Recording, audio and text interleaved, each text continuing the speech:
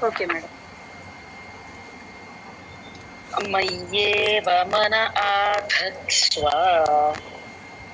మయ్యేవ మన ఆధత్స్వ మయ్యేవ మన ఆధత్స్వ మయ్యేవ మన ఆధత్స్వ మయి బుద్ధిం నివేశయ మయి బుద్ధిం నివేశయ మయి బుద్ధిం నివేశయ మయి బుద్ధిం నివేశయ నివసిష్యసి మయ్యేవ నివసిష్యసి మయ్యేవ నివసిష్యసి మయ్యేవ నివసిష్యసి మయ్యేవ అత ఊర్ధ్వం న సంశయః అత ఊర్ధ్వం న సంశయః అత ఊర్ధ్వం న సంశయః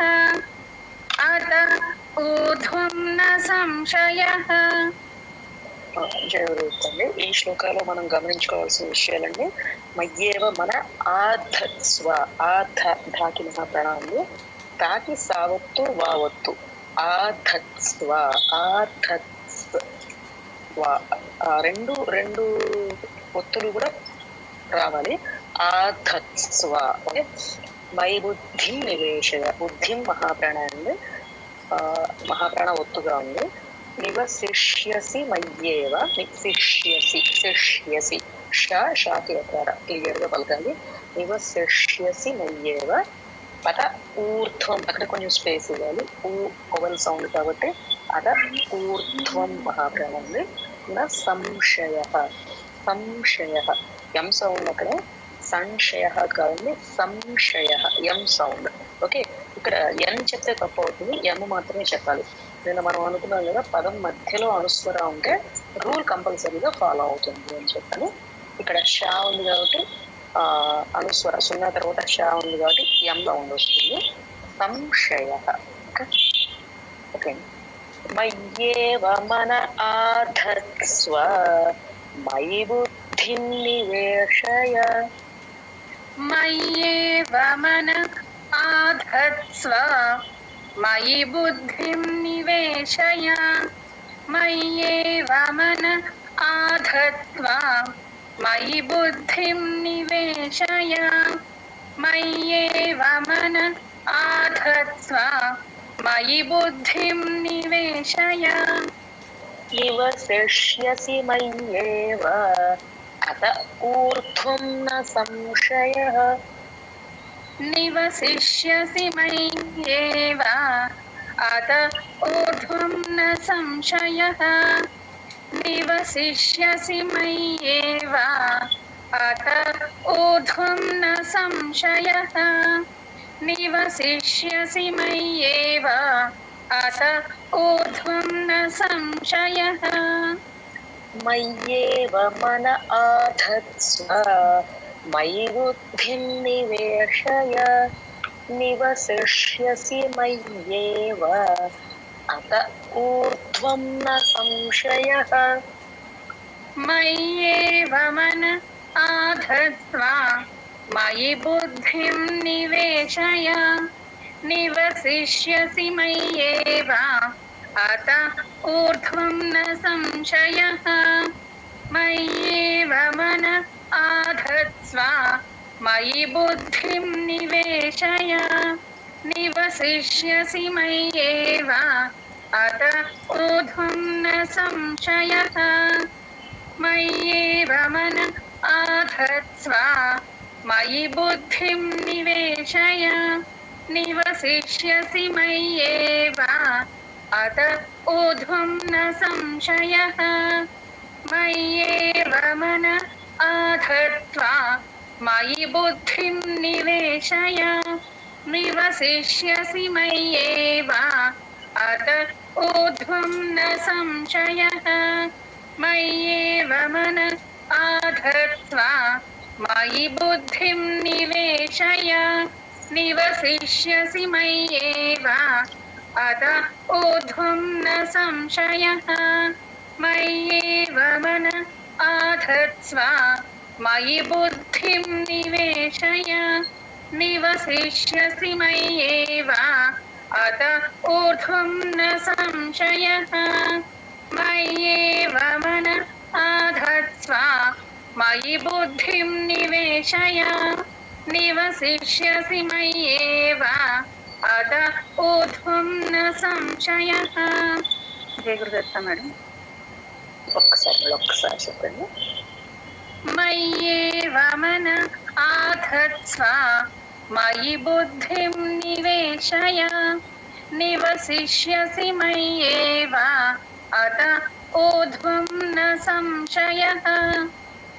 अथ चित्तं समाधातुम् अथ चित्तं समाधातुम् अथ चित्तं समाधातुम् अथ चित्तं समाधातुं न शक्नोषि मयि स्थिरम् न शक्नोषि मयि स्थिरम् न शक्नोषि मयि स्थिरम् न शक्नोषि मयि स्थिरम् अभ्यासयोगेन ततः अभ्यासयोगेन ततः अभ्यासयोगेन ततः अभ्यासयोगेन ततः मामिच्छाप्तुं धनञ्जय मामिच्छाप्तुं धनञ्जय मामिच्छाप्तुं धनञ्जय मामिच्छाप्तुं धनञ्जय. జరుగుతుంది. ఈ శ్లోకాలు మనం చూసుకోవాల్సింది అర్థ చిత్తం థ అండి. అర్థ థ మహాప్రాణం అన్నమాట. అర్థ చిత్తం సమాధాతం అక్కడ మహాప్రాణం ఉంది. అశక్నోషి మయి స్థిరం స్థిరం. జనరల్ గా ఇక్కడ చాలా మంది మహాప్రాణం గట్టిగా చెప్పరండి. స్థిరం సాటి ఠావత్ అనమాట. స్థిరం. ఓకే. అభ్యాస యోగేన తతః మామిచ్ఛాప్తుం ఛాకి మాత్రమే ఉంది. మామిచ్ఛాప్తుం ధనంజయ ధనంజయ. అక్కడ ధనంజయ కాదండి, ఎం సౌండ్ కాదు. అక్కడక్కడ కొందరు ఎం సౌండ్ యూజ్ చేస్తుంటారు, తప్పండి అది. ఎం కాదు, ధనంజయ. ఎందుకంటే అనుస్వర తర్వాత అంటే సున్నా తర్వాత జా ఉంది కదా. జా మనకి ఏ వర్గాలో వస్తుంది? చ వర్గాలో వస్తుంది. చ వర్గాలో అక్షరం చా చా జా చ అని ఈ సౌండ్ వస్తుంది అనమాట. ధనంజయ. ఓకే. ఇంచుమించు ఎన్ సౌండ్ అనుకోని ఈజీగా ఉంటుంది మీకు. ధనంజయ. ఓకే. ఎం చెప్పకూడదండి, ధనంజయ ఎన్ సౌండ్ లాగా ఉంటుంది అనమాట ఇంచుమించు. ఓకే. అథ చిత్తం సమాధాతుం న శక్నోషి మయి స్థిరం. అథ చిత్తం సమాధాతుం న శక్నోషి మయి స్థిరం. అథ చిత్తం సమాధాతుం న శక్నోషి మయి స్థిరం. అథ చిత్తం సమాధాతుం న శక్నోషి మయి స్థిరం. అభ్యాసయోగేన తతః మామిచ్ఛాప్తుం ధనంజయ. అభ్యాసయోగేన తతః మామిచ్ఛాప్తుం ధనంజయ. అభ్యాసయోగేన తతః మామిచ్ఛాప్తుం ధనంజయ. అభ్యాసయోగేన తతః మామిచ్ఛాప్తుం ధనంజయ. అథ చిత్తం సమాధాతుం న శక్నోషి మయి స్థిరం. అభ్యాసయోగేన తతః మామిచ్ఛాప్తుం ధనంజయ. అథ చిత్తం సమాధాతుం న శక్నోషి మయి స్థిరం. అభ్యాసయోగేన తతః మామిచ్ఛాప్తుం ధనంజయ. అథ చిత్తం సమాధాతుం న శక్నోషి మయి స్థిరం. అభ్యాసయోగేన తతః మామిచ్ఛాప్తుం ధనంజయ. అథ चित्तं समाधातुं न शक्नोषि मयि स्थिरम् अभ्यासयोगेन ततः मामिच्छाप्तुं धनञ्जय अथ चित्तं समाधातुं न शक्नोषि मयि स्थिरम् अभ्यासयोगेन ततः मामिच्छाप्तुं धनञ्जय अथ चित्तं समाधातुं न शक्नोषि मयि स्थिरम् अभ्यासयोगेन ततः मामिच्छाप्तुं धनञ्जय अथ चित्तं समाधातुं न शक्नोषि मयि स्थिरम् अभ्यासयोगेन ततः मामिच्छाप्तुं धनञ्जय अथ चित्तं समाधातुं न शक्नोषि मयि स्थिरम् अभ्यासयोगेन ततः मामिच्छाप्तुं धनञ्जय ప్రసన్న గారు అభ్యాసేప్యసమర్థోసి अभ्यासेऽप्यसमर्थोऽसि अभ्यासेऽप्यसमर्थोऽसि अभ्यासेऽप्यसमर्थोऽसि సమర్థో థో లాస్ట్ టైం గాలా मर्कोऽसि मर्थो మొత్తం పాదా చెప్పండి अभ्यासेऽप्यसमर्थोऽसि దా కాదండి థా అక్షరం సమర్థో థో తా తా తా థా సమర్థో अभ्यासेऽप्यसमर्थोऽसि अभ्यासेऽप्यसमर्थोऽसि अभ्यासेऽप्यसमर्थोऽसि మత్కర్మ పరమో భవ मत्कर्म परमो भव मत्कर्म परमो भव मत्कर्म परमो भव మదర్థమపి కర్మాణి मदर्थमपि कर्माणि मदर्थमपि कर्माणि मदर्थमपि कर्माणि కుర్వన్ సిద్ధిమవాప్స్యసి कुर्वन् सिद्धिमवाप्स्यसि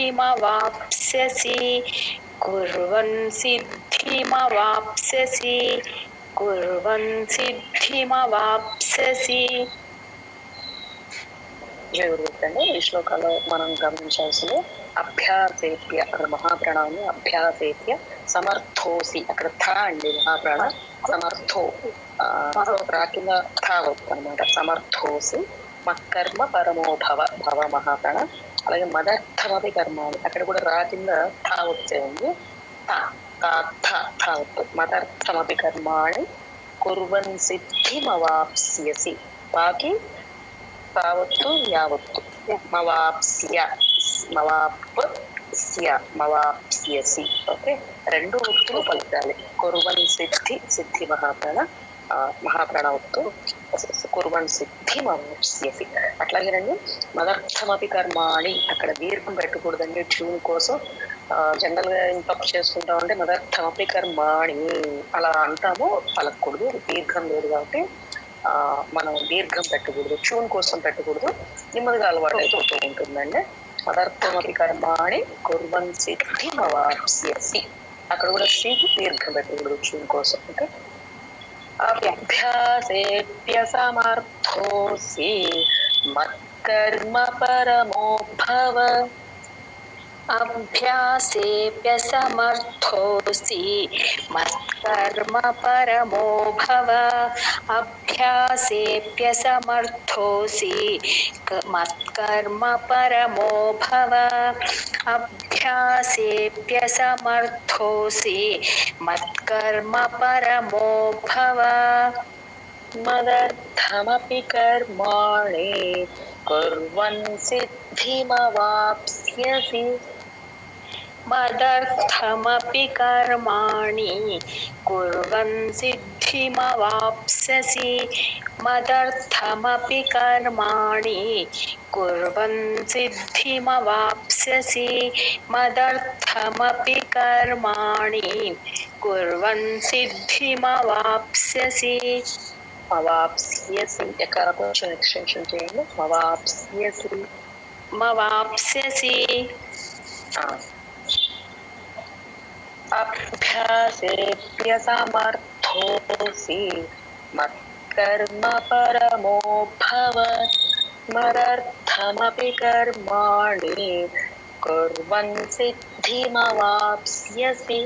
అభ్యాసేప్యసమర్థోసి మత్కర్మ పరమో భవ మదర్థమపి కర్మాణి కుర్వన్ సిద్ధిమవాప్స్యసి అభ్యాసేప్యసమర్థోసి మత్కర్మ పరమో భవ మదర్థమపి కర్మాణి కుర్వన్ సిద్ధిమవాప్స్యసి అభ్యాసి ఎక్కడ కొంచెం మవాప్స్యసి మవాప్స్యసి మవాప్స్యసి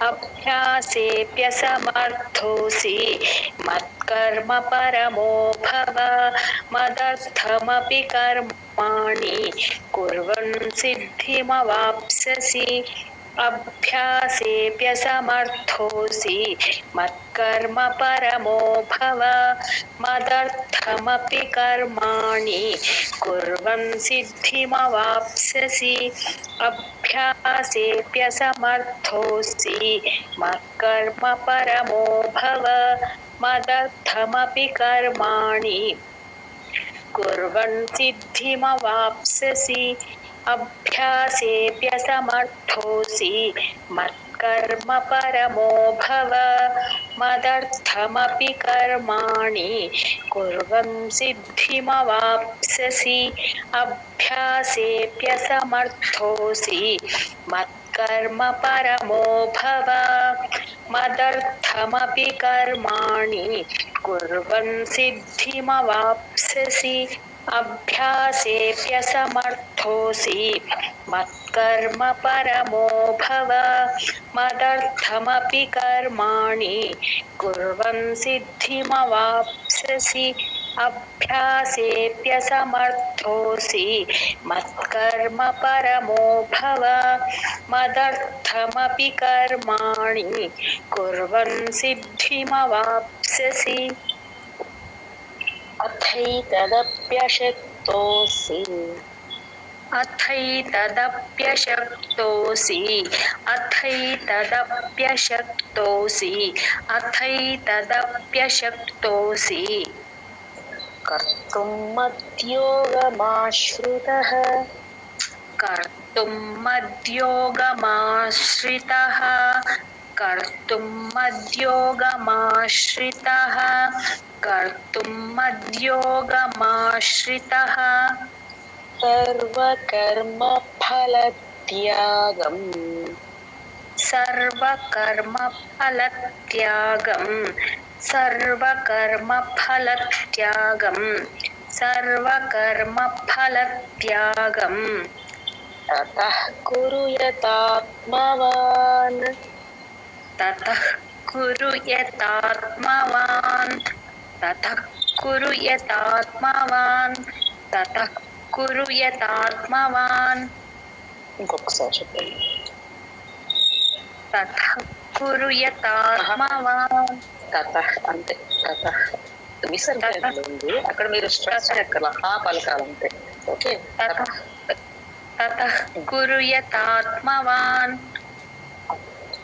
జరుగుతుంది ఈ శ్లోకంలో మనం గమనించాల్సినటువంటిది అథైత ఐ మాత్రం థాకి థా మహాప్రాణం అథైత దప్యశక్తోసి కర్తుం మద్యోగమాశ్రితః మాశ్రితః శ్రితః ఫ్లోలో చెప్పకూడదు మాశ్రితః సర్వకర్మ ఫలత్యాగం జనరల్ గా మనము ఫల అనేస్తామండి తెలుగులో ఫలము అలా అంటాం కదా ఫల అనే అక్షరం అనేది సంస్కృతంలో లేదు ఇప్పుడు పాకి మహాప్రాణ పెడితే ఎలా పలుకుతాం పా ఫ అంటాం కదా అలాగే పలకాలి ఫలం ఫలం కాదండి, ఫలం.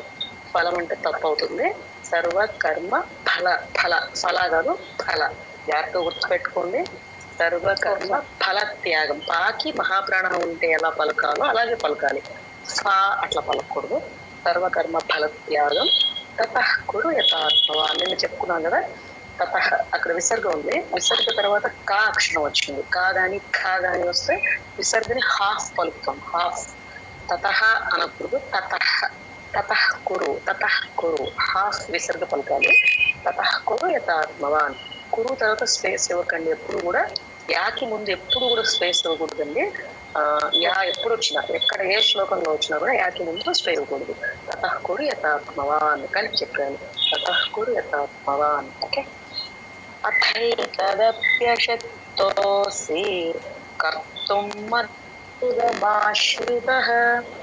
अथैतदप्यशक्तोऽसि कर्तुं मद्योगमाश्रितः अथैतदप्यशक्तोऽसि कर्तुं मद्योगमाश्रितः अथैतदप्यशक्तोऽसि कर्तुं मद्योगमाश्रितः सर्वकर्म फलत्यागं ततः कुरु यतात्मवान्. సర్వకర్మఫలత్యాగం తతః కురు యతాత్మవాన్. తతః అంతే. అక్కడ మీరు విసర్గ దగ్గర స్ట్రెస్ ఇవ్వకూడదండి. మహాప్రాణ వచ్చినట్టు కానీ ఒత్తు వచ్చినట్టు కానీ స్ట్రెస్ ఇవ్వకూడదు. హా పలకాలి అంతే. తతః. సర్వకర్మఫలత్యాగం తతః కురు యతాత్మవాన్. సర్వకర్మఫలత్యాగం తతః కురు యతాత్మవాన్. సర్వకర్మఫలత్యాగం తతః కురు యతాత్మవాన్. అథైతదప్యశక్తోసి కర్తుం మద్యోగమాశ్రితః. సర్వకర్మ ఫలత్యాగం తతః కురు యతాత్మవాన్. అథైతదప్యశక్తోసి कर्तुं मद्योगमाश्रितः सर्वकर्मफलत्यागं ततः कुरु यतात्मवान्. अथैतदप्यशक्तोऽसि कर्तुं मद्योगमाश्रितः सर्वकर्मफलत्यागं ततः कुरु यतात्मवान्. अथैतदप्यशक्तोऽसि कर्तुं मद्योगमाश्रितः सर्वकर्मफलत्यागं ततः कुरु यतात्मवान्. अथैतदप्यशक्तोऽसि कर्तुं मद्योगमाश्रितः सर्वकर्मफलत्यागं ततः कुरु यतात्मवान्. ततः कुरु यतात्मवान्. अथैतदप्यशक्तोऽसि कर्तुं मद्योगमाश्रितः सर्वकर्मफलत्यागं ततः कुरु यतात्मवान्. अथैतदप्यशक्तोऽसि कर्तुं मद्योगमाश्रितः सर्वकर्मफलत्यागं ततः कुरु यतात्मवान्. अथैतदप्यशक्तोऽसि कर्तुं मद्योगमाश्रितः सर्वकर्मफलत्यागं ततः कुरु यतात्मवान्. अथैतदप्यशक्तोऽसि कर्तुं मद्योगमाश्रितः सर्वकर्मफलत्यागं ततः कुरु यतात्मवान्. అప్పుడప్పుడు తతః అన్నప్పుడు కొంచెం స్ట్రెస్ వస్తుందండి. అది కొంచెం ప్రాక్టీస్ చేస్తానండి. తతః అంటే విసర్గ పలికేటప్పుడు మహాప్రాణ ఉంటాయి కానీ ఒత్తుంటే గానీ ఒత్తు పలకాలి, మహాప్రాణ పలకాలి. లేకపోతే జస్ట్ సింపుల్ గా తతః అంటే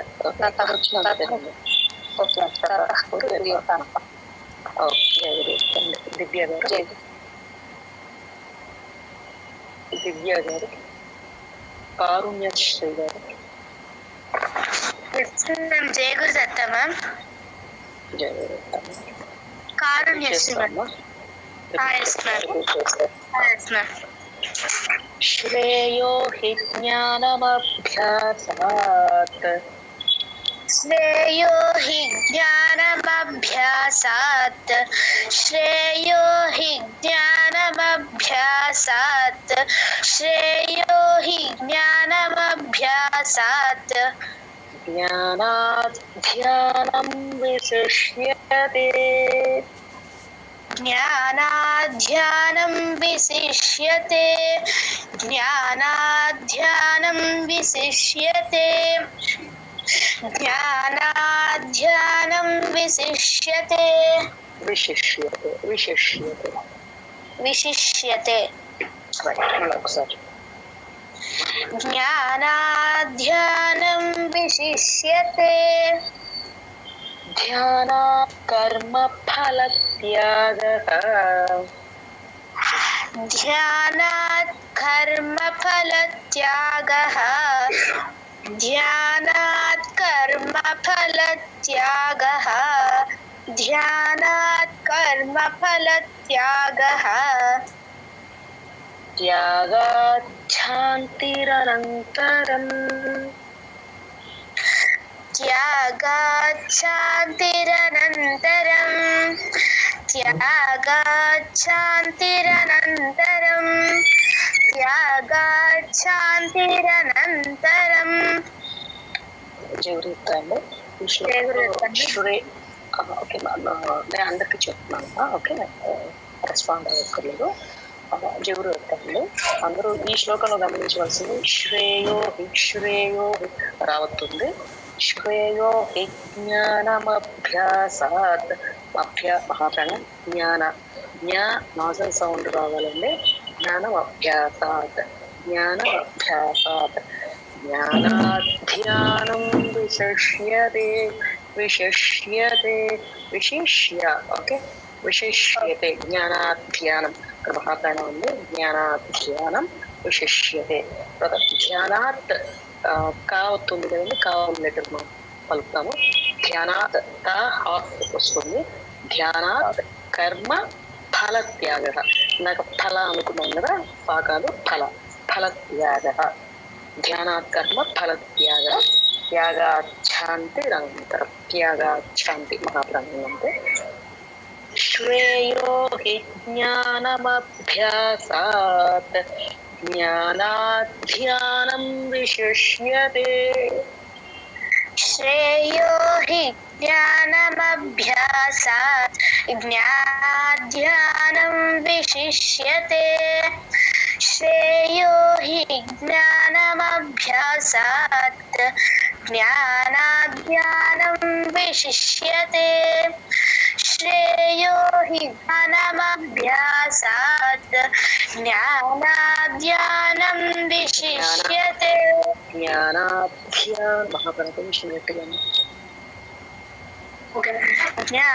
ज्ञानाध्यानं विशिष्यते ध्यानात् कर्म फलत्यागः त्यागाच्छान्तिरनन्तरम् ध्यानात् कर्मफलत्यागः त्यागाच्छान्तिरनन्तरम् ध्यानात् कर्मफलत्यागः त्यागाच्छान्तिरनन्तरम् ध्यानात् कर्मफलत्यागः त्यागाच्छान्तिरनन्तरम् श्रेयो हि ज्ञानमभ्यासात् ज्ञानाध्यानं विशिष्यते ध्यानात् कर्मफलत्यागः त्यागाच्छान्तिरनन्तरम् श्रेयो हि ज्ञानमभ्यासात् ज्ञानाध्यानं विशिष्यते ध्यानात् कर्मफलत्यागः त्यागाच्छान्तिरनन्तरम् श्रेयो हि ज्ञानमभ्यासात् ज्ञानाध्यानं विशिष्यते ధ్యానాత్ కర్మ ఫలత్యాగః త్యాగాత్ శాంతిరనంతరం శ్రేయో హి జ్ఞానమభ్యాసాత్ జ్ఞానాత్ ధ్యానం విశిష్యతే ధ్యానాత్ కర్మ ఫలత్యాగః త్యాగాత్ శాంతిరనంతరం త్యాగాచ్ఛాంతి అక్కడ కూడా అక్షరం వదిలేసాయమ్మా, బాగా వినపడుతుంది మాకు. త్యాగాచ్ఛాంతి. Okay ma'am. శ్రేయో హి జ్ఞానమభ్యాసాత్ జ్ఞానాత్ ధ్యానం విశిష్యతే ధ్యానాత్ కర్మ ఫలత్యాగః త్యాగాత్ శాంతిరనంతరం. కరెక్ట్ గా ఉందా? ఇంకొంచెం గట్టిగా మహాప్రాణాలండి. Okay ma'am. ఒకటి గట్టిగా వినపడుతుంది, ఒకటి గట్టిగా వినపడుతుంది, అన్ని కూడా కొంచెం గట్టిగా. Okay okay ma'am. శ్రేయో హి జ్ఞానమభ్యాసాత్ జ్ఞానాత్ ధ్యానం విశిష్యతే ధ్యానాత్ కర్మ ఫలత్యాగః త్యాగాత్ శాంతిరనంతరం. మ్యామ్ ఇంకొక టైం ఉంది మ్యామ్. చెప్పు.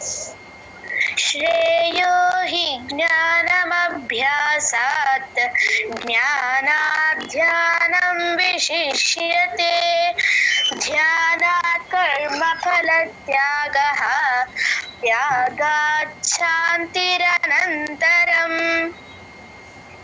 అద్వేష్టా సర్వభూతానాం అద్వేష్టా సర్వభూతానాం అద్వేష్టా సర్వభూతానాం అద్వేష్టా సర్వభూతానాం మైత్రః కరుణ ఏవ చ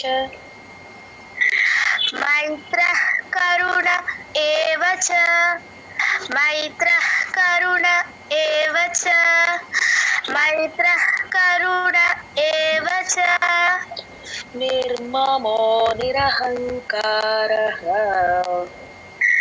నిర్మమో నిరహంకారః నిర్మమో నిరహంకారః నిర్మమో నిరహంకారః సమదుఃఖ సుఖః క్షమీ సమదుఃఖ సుఖః క్షమే సమదుఃఖ సుఖః క్షమే.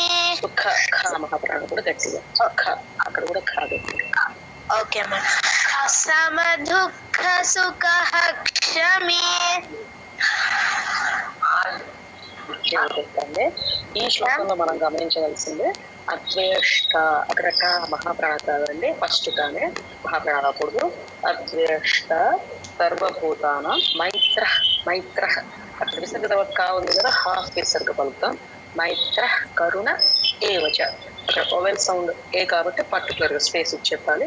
మైత్ర కరుణ ఏవచ నిర్మమో నిరహంకార సమదుఃఖ సుఖ క్షణి. సమదుఃఖ సుఖ అక్కడ ఖాలు మహాప్రాణాలండి, ఖా గట్టిగా పలకాలి, మహాప్రాణ పలకాలి. సుఖ క్షణి సుఖ అక్కడ పూర్తిగా విసర్గ పలుకుతామండి, ఎందుకంటే ఇది ఒక విసర్గ రూల్ అనమాట. విసర్గ తర్వాత క్షాక్షరం వచ్చినప్పుడు విసర్గని పూర్తిగా పలకాలి. పూర్తిగా పలకడం అంటే ఏంటంటే మనం ఇప్పుడు పాదం అయిపోయిన తర్వాత విసర్గ వస్తే ఎలా పలుకుతున్నామో అలా పలకాలి. ఇప్పుడు ధ్యాన ధర్మ ఫల త్యాగ ఎట్లా అంటాం త్యాగ అని, అట్లాగే సుఖ క్షమి సుఖ క్షమి హా పూర్తిగా పలకాలి. ఎక్కడ వచ్చినా అంతేనండి, విసర్గ తర్వాత క్ష అక్షరం వచ్చినప్పుడు పూర్తిగా విసర్గ పలకాలి. పూర్తిగా పలకడం అంటే మనము మొత్తం పాద అయిపోయిన తర్వాత విసర్గ వచ్చినప్పుడు ఎలా అయితే పలుకుతామో అలా పలకాలి అంతే. ఓకే, మీకు ఒకవేళ డౌట్ వచ్చింది అనుకోండి, నేను పూర్తి పలుకుతున్నాను మీకు అనిపిస్తుంది అనుకోండి, ఒకసారి చెక్ చేసుకోండి. మేడం ఒక చిన్న డౌట్ మేడం, ఇక్కడ చెప్పండి చెప్పండి. సుఖ అక్షమి అక్ష అనేది అది సంయుక్తాక్షరం కింద వస్తుందా మేడం, లేకపోతే హా అక్ష కాబట్టి అలా తీసుకోవాలంటారా మేడం దీన్ని? హా హా పూర్తిగా పలికి క్షమి అంటారు. అంటే క్ష క్ష అని అడుగుతున్నాను మేడం. క్ష అది సంయుక్తాక్షరం కింద తీసుకోవాలా, మన మామూలుగా లెటర్స్ లో అక్ష ఉంటుంది కాబట్టి అలా తీసుకోవాలంటారా అని జస్ట్ ఒక డౌట్ అంతే. అక్ష అనే పలుకుతామండి మనము పలికేటప్పుడు అక్ష అక్ష. ఓకే, అది సంయుక్తాక్షరం కింద రాదు కదా మేడం? అంతే అండి. అంటే సంయుక్తాక్షరం కింద వస్తుందా రాదా అనే దానికన్నా క్షాని పర్టికులర్ గా పలకట్లేదు. క్షమి క్ష అనే పలుకుతాం. Okay okay madam. మ్యామ్ జై గురుదత్త. చెప్పండి, డౌట్ ఉందండి. సమదుఃఖ సుఖ క్షమి క్షమి. మేడం హా అనేది పూర్తిగా పలకాల మ్యామ్? సుఖ అక్కడ ఖ తర్వాత అక్కడ పూర్తిగా పలకాలి. సుఖ క్షమి. ఓకే, సుఖ అంటే అక్కడ పూర్తిగా అంతే అంతే. Okay ma'am. అద్వేష్ట సర్వభూతానాం మైత్రః కరుణ ఏవ చ. అద్వేష్ట సర్వభూతానాం మైత్రః కరుణ ఏవ చ. ఎక్కడ మ్యామ్? మైత్రః కరుణ ఏవ చ ఏవ చ. Okay ma'am. అద్వేష్ట సర్వభూతానాం మైత్రః కరుణ ఏవ చ. అద్వేష్ట సర్వభూతానాం మైత్రః కరుణ ఏవ చ. నిర్మమో నిరహంకారః సమదుఃఖ సుఖః క్షమీ. నిర్మమో నిరహంకారః సమదుఃఖ సుఖః క్షమీ. ఖాలు మహాప్రాణాలు, ఖ మహాప్రాణం. Okay ma'am. నిర్మమో నిరహంకారః సమదుఃఖ సుఖః క్షమీ. నిర్మమో నిరహంకారః సమదుఃఖ సుఖః క్షమీ. అద్వేష్ట సర్వభూతానాం మైత్రః కరుణ ఏవ చ. నిర్మమో నిరహంకారః సమదుఃఖ సుఖః క్షమీ. అద్వేష్ట సర్వభూతానాం మైత్రః కరుణ ఏవ చ. నిర్మమో నిరహంకారః సమదుఃఖ సుఖః క్షమీ. సుఖ మహాప్రాణం అక్కడ కూడా కొంచెం గట్టిగా పలుకాలి. ఓకే అద్వేష్ట సర్వభూతానాం మైత్రః కరుణ ఏవ చ. నిర్మమో నిరహంకారః సమదుఃఖ సుఖః క్షమీ. కరెక్ట్గా ఉందా మ్యామ్? అద్వేష్ట సర్వభూతానాం మైత్రః కరుణ ఏవ చ. నిర్మమో నిరహంకారః సమదుఃఖ సుఖః క్షమీ. అద్వేష్ట సర్వభూతానాం మైత్రః కరుణ ఏవ చ. నిర్మమో నిరహంకారః సమదుఃఖ సుఖః క్షమీ. అద్వేష్ట సర్వభూతానాం మైత్రః కరుణ ఏవ చ. నిర్మమో నిరహంకారః సమదుఃఖ సుఖః క్షమీ. అద్వేష్ట సర్వభూతానాం మైత్రః కరుణ ఏవ చ. నిర్మమో నిరహంకారః సమదుఃఖ సుఖః క్షమీ. అద్వేష్ట సర్వభూతానాం మైత్రః కరుణ ఏవ చ. నిర్మమో నిరహంకారః సమదుఃఖ సుఖః క్షమీ. జై గురుదత్త. సుమా గారు జై గురుదత్త.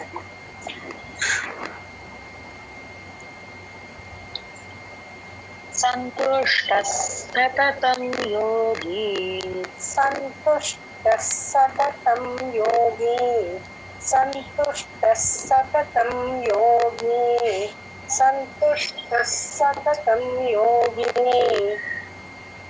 యతాత్మా దృఢనిశ్చయః యతాత్మా దృఢనిశ్చయః యతాత్మా దృఢనిశ్చయః యతాత్మా దృఢనిశ్చయః మయ్యర్పితమనో బుద్ధిః మయ్యర్పితమనో బుద్ధిః మయ్యర్పితమనో బుద్ధిః మయ్యర్పితమనో బుద్ధిః యో మద్భక్తః స మే ప్రియః యో మద్భక్తః స మే ప్రియః యో మద్భక్తః స మే ప్రియః యో మద్భక్తః స మే ప్రియః చెవులొక్కండి. ఈ శ్లోకం మనము ఈ శ్లోకంలో గమనించవలసినటువంటి సంతుష్ట సతతం యోగి. ఇక్కడ దత్తపీఠం స్క్రిప్ట్ వాడుతుంటే మీకు సాకిన సావత్తు ఉంటుందండి సతతం యోగి అని. మీరు ఇంకా వేరే ఏదైనా స్క్రిప్ట్ వాడుతుంటే కనుక సంతుష్ట అక్కడ విసర్గ ఉంటుంది, సతతం యోగి అని ఉంటుంది. విసర్గ రూల్స్ లో విసర్గ తర్వాత సా కానీ షా కానీ షా కానీ ఈ 3 అక్షరాలు ఎప్పుడు వచ్చినా కూడా విసర్గ పలకూడదు, ఆ అక్షరం యొక్క ఒత్తు పలకాలి. సా కింద సా ఒత్తు పలకాలి, షా ఉంటే షా కింద షా ఒత్తు, షా ఉంటే షా కింద షా ఒత్తు వస్తుంది. విసర్గ పలకూడదు అండి. విసర్గ తర్వాత సా షా షా ఈ 3 అక్షరాల్లో ఏమొచ్చినా కూడా వాటి ఒత్తులు వస్తాయి కానీ విసర్గల్లో. మన దత్తపీఠం పుస్తకంలో ఏం చేస్తారు అంటే ఆ విసర్గను తీసేసి డైరెక్ట్ గా సా కింద సా ఒత్తు పెట్టేశారు. మీకు ఆ ఆ పుస్తకం మన దత్తపీఠం స్క్రిప్ట్ పీడిఎఫ్ కానీ లేదు మీరు ఆ బుక్ కానీ వాడుతుంటే మీకు క్లియర్ గా ఉంటుంది, ఇబ్బంది లేకుండా ఉంటుంది. వేరే వేరే పుస్తకాలు కనుక వాడుతుంటే ప్రస్తుతానికి ఒకవేళ మీరు తెప్పించుకోవడానికి దత్తపీఠం నుంచి తెప్పించుకుంటే బెస్ట్ అండి. ఎందుకంటే మనకి అక్షరాలు పెద్దవిగా ఉంటాయి, నేర్చుకోవటము చదవటము కొంచెం తేలిగ్గా కూడా ఉంటాయి అన్నమాట స్క్రిప్ట్ వచ్చేసరికి. ఈ టైం బీయింగ్ లో ఒకవేళ ఉంటుంది కాబట్టి లేని వాళ్ళు తెప్పించుకోవడానికి మీరు ఏం చేస్తారంటే అక్కడ విసర్గని రౌండ్ అప్ చేసేసుకొని సా కింద సా ఒత్తు పెట్టేసుకోండి. సంతుష్ట సతతం యోగి. ఓకే. తర్వాత యథాత్మ దృఢ నిశ్చయ. ధ్రువుని ఎక్కువ స్ట్రెస్ చేయకూడదండి, ఢా కింద మహాప్రాణం ఉంది. దృఢ నిశ్చయ. ఒకవేళ ధ్రువు కనుక మీకు స్ట్రెస్ వచ్చేస్తుంటే కొంచెం స్లోగా అక్షరాలు పలకండి. దృఢ నిశ్చయ. ధ్రువు తర్వాత కొంచెం స్లోగా అక్షరాన్ని పలకడానికి, అంటే స్పీడ్ గా కాకుండా కొంచెం స్లోగా పలికితే మీకు బ్యాలెన్స్ వచ్చేస్తుంది. యథాత్మ దృఢ నిశ్చయ. ధ్రువుని ఎంత లైట్ గా పలికితే అంత కరెక్ట్ అండి. స్ట్రెస్ ఇవ్వకూడదు, ధ్రువు దగ్గర స్ట్రెస్ రాకూడదు, ఢా దగ్గర రావాలి. దృఢ నిశ్చయ. ఢా దగ్గర మహాప్రాణం ఉంది, సారీ స్ట్రెస్ కాదు. దృఢ నిశ్చయ. నిశ్చయ షాకిన చావత్తండి చాలా చోట్ల వస్తుంది, అందరూ కూడా చక్కగా పలకాలి. పలుకుతున్నామా లేదా అంటే ఫస్ట్ ఒక సౌండ్ వచ్చిన తర్వాత చా పలకాలి. నిశ్చయ అలా మీరు చూసుకుంటే మీకు తెలిసిపోతుంది. నిశ్చయ మీరు పలుకున్నారా లేదా. నిశ్చయ చాలా చోట్ల వస్తున్నాయి.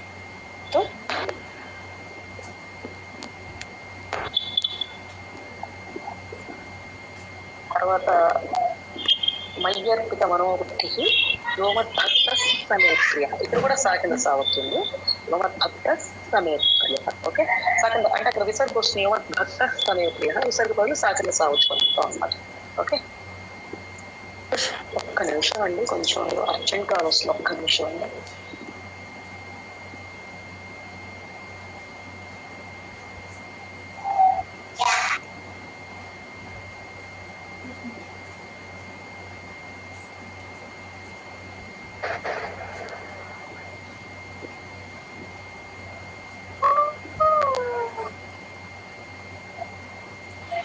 సంతుష్టः సతతం యోగి యథాత్మా దృఢ నిశ్చయః. సంతుష్టः సతతం యోగి యథాత్మా దృఢ నిశ్చయః. సంతుష్టः సతతం యోగి యథాత్మా దృఢ నిశ్చయః. సంతుష్టः సతతం యోగి యథాత్మా దృఢ నిశ్చయః. मय्यर्पितमनो बुद्धिः यो मद्भक्तः स मे प्रियः मय्यर्पितमनो बुद्धिः यो मद्भक्तः स मे प्रियः मय्यर्पितमनो बुद्धिः यो मद्भक्तः स मे प्रियः मय्यर्पितमनो बुद्धिः यो मद्भक्तः स मे प्रियः सन्तुष्टः सततं योगी यतात्मा दृढनिश्चयः मय्यर्पितमनो बुद्धिः यो मद्भक्तः स मे प्रियः सन्तुष्टः सततं योगी यतात्मा दृढनिश्चयः मय्यर्पितमनो बुद्धिः यो मद्भक्तः स मे प्रियः सन्तुष्टः सततं योगी यतात्मा दृढनिश्चयः मय्यर्पितमनो बुद्धिः यो मद्भक्तः स मे प्रियः सन्तुष्टः सततं योगी यतात्मा दृढनिश्चयः मय्यर्पितमनो बुद्धिः यो मद्भक्तः स मे प्रियः सन्तुष्टः सततं योगी यतात्मा दृढनिश्चयः मय्यर्पितमनो बुद्धिः यो मद्भक्तः स मे प्रियः सन्तुष्टः सततं योगी यतात्मा दृढनिश्चयः मय्यर्पितमनो बुद्धिः यो मद्भक्तः स मे प्रियः सन्तुष्टः सततं योगी यतात्मा दृढनिश्चयः मय्यर्पितमनो बुद्धिः यो मद्भक्तः स मे प्रियः सन्तुष्टः सततं योगी यतात्मा दृढनिश्चयः मय्यर्पितमनो बुद्धिः यो मद्भक्तः स मे प्रियः जय गुरुदत्तम यस्मान्नो द्विजते लोकः यस्मान्नो द्विजते लोकः यस्मान्नो द्विजते लोकः यस्मान्नो द्विजते लोकः लोकान्नो द्विजते च यः लोकान्नो द्विजते च यः लोकान्नो द्विजते च यः लोकान्नो द्विजते च यः हर्षामर्षभयोद्वेगैः हर्षामर्षभयोद्वेगैः हर्षामर्षभयोद्वेगैः हर्षामर्षभयोद्वेगैः हर्षामर्षभयोद्वेगैः मुक्तो यः स च मे प्रियः मुक्तो यः स च मे प्रियः मुक्तो यः स च मे प्रियः मुक्तो यः स च मे प्रियः यस्मान्नो द्विजते लोकः लोकान्नो द्विजते च यः यस्मान्नो द्विजते लोकः लोकान्नो द्विजते च यः यस्मान्नो द्विजते लोकः लोकान्नो द्विजते च यः यस्मान्नो द्विजते लोकः लोकान्नो द्विजते च यः हर्षामर्षभयोद्वेगैः मुक्तो यः स च मे प्रियः हर्षामर्षभयोद्वेगैः मुक्तो यः स च मे प्रियः हर्षामर्षभयोद्वेगैः मुक्तो यः स च मे प्रियः हर्षामर्षभयोद्वेगैः मुक्तो यः स च मे प्रियः यस्मान्नो द्विजते लोकः लोकान्नो द्विजते च यः हर्षामर्षभयोद्वेगैः मुक्तो यः स च मे प्रियः यस्मान्नो द्विजते लोकः लोकान्नो द्विजते च यः हर्षामर्षभयोद्वेगैः मुक्तो यः स च मे प्रियः यस्मान्नो द्विजते लोकः लोकान्नो द्विजते च यः हर्षामर्षभयोद्वेगैः मुक्तो यः स च मे प्रियः यस्मान्नो द्विजते लोकः लोकान्नो द्विजते च यः हर्षामर्षभयोद्वेगैः मुक्तो यः स च मे प्रियः यस्मान्नो प्रियः प्रियः स्ट्रेस् వచ్చండి ప్రియः ప్రియः ముక్తో యः स च मे ప్రియः ప్రీ కొంచెం స్ట్రెస్ వచ్చండి ఓకే అమ్మా यस्मान्नो द्विजते लोकः लोकान्नो द्विजते च यः हर्षामर्षभयोद्वेगैः मुक्तो यः स च मे प्रियः यः स च मे प्रियः ओकेनम्मा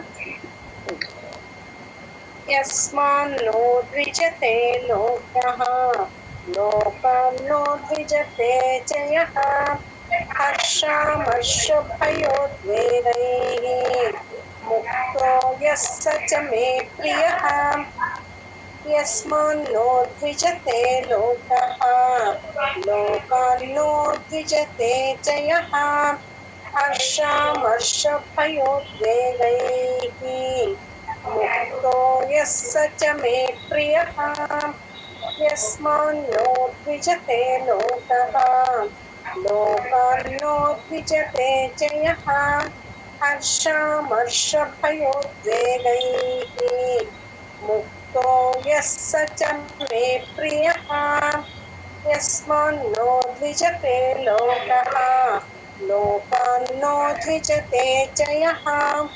हर्षामर्षभयोद्वेगैः मुक्तो यः स च मे प्रियः जय गुरुदत्तమ్మ జరుగుతుంది ఈరోజు క్లాస్ కంప్లీట్ అయిపోయిందండి మిగిలిన 5 శ్లోకాలు ఈరోజు చెప్పుకున్నామండి ఈరోజు క్లాస్ కంప్లీట్ అయిపోయిందండి జ్ఞానానందమయం దేవం నిర్మలస్ఫటికాకృతిం ఆధారం సర్వవిద్యానాం హయగ్రీవముపాస్మహే ఏతత్ఫలం శ్రీ సద్గురుచరణారందార్పణమస్తు జయ